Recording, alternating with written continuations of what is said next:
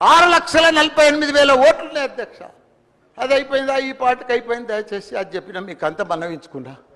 హైడ్రా భారతదేశంలోనే మన హైదరాబాద్ అంటే, తెలంగాణ రాష్ట్రం అంటే ప్రపంచమంతా మోగిపోయింది అధ్యక్ష.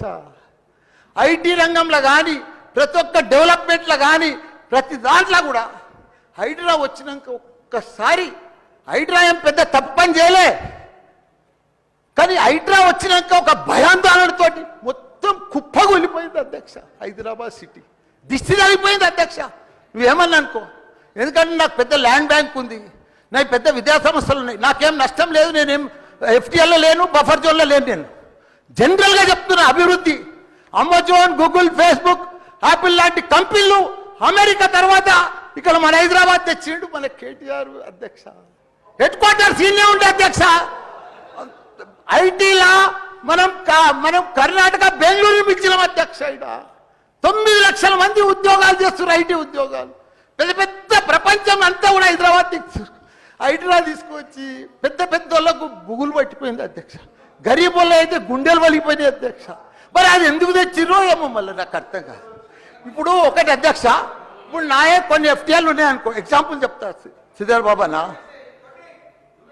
మన ఇంట్లో మన సెల్ ఫోన్లో చూస్తే మన భూమి వన్ జర్సెఫ్టీ ద ఫ్లో ఆగిపోతుంది అన్న. మీకు దండం పెడతా, మీరంతా చాలా మేధావులు.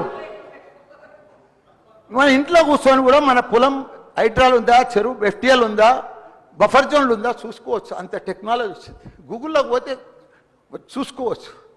చూసి ఎవరెవరికి ఉందో ముందే నోటీసులు ఇచ్చి ఓపికతో అర్జెంట్ ఏముంది, తెల్లారి శుక్రవారం పొద్దుగల్లే పోయి శనివారం పొద్దుగల్లే పోయి కూలగొట్టాలని ఏముంది అధ్యక్ష.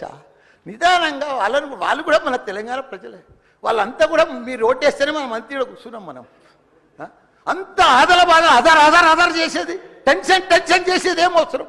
మంచిగా నోటీస్ ఇచ్చి బాబు చేంజ్ చేసుకో, మార్చుకో, చూసుకో, నీకు ఇది ఇస్తాం, గరీబోడు ఉంటే ఇది ఇస్తాం, ఈ బెడ్రూమ్లకు అని నిమ్మడంగా చేస్తే అయిపోయాయి కదా. ఇంకా 4 ఏళ్ళు ఉంది కదా మీకు. ఈ ఏడాదిలోనే ఫస్ట్ ఇయర్లో చేయాలని ఏముంది, అన్ని కొన్ని చేసుకుంటా వండి. రియల్ ఎస్టేట్ అయితే అధ్యక్ష రియల్ ఎస్టేట్ అయితే కుప్పగొలిపోయింది. ఏదైనా పెళ్లికి అమ్ముదామన్నా కొంటలేరు ఎవరు, పైసల రొటేషన్ లేదు, వ్యాపారాలు లేవు, బిజినెస్లు లేవు, ఏమీ లేవు అధ్యక్ష.